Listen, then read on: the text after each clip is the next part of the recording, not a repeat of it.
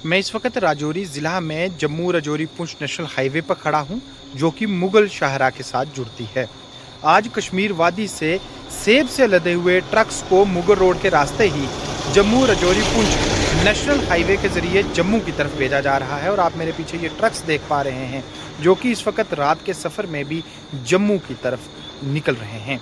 इस वक्त राजौरी व पुंछ नेशनल हाईवे, जिसे कि Jammu Rajouri Poonch national highway 144A के नाम से जाना जाता है, इस पे ज़बरदस्त चोकिंग भरे हालात हैं और बड़ी तादाद में सेब से लदे हुए ट्रक्स का इस हाईवे पर से गुजरने की वजह से मकामी लोगों को भी काफ़ी परेशानी उठानी पड़ रही है। और राजौरी से जम्मू तक का सफ़र, जो इससे कबल 3 या 3.5 घंटों का हुआ करता था, वही सफ़र अब तकरीबन 10 घंटों का हो चुका है। और ट्रक्स की इतनी बड़ी आवाजाही के चलते लोग भी मुतासिर हो रहे हैं।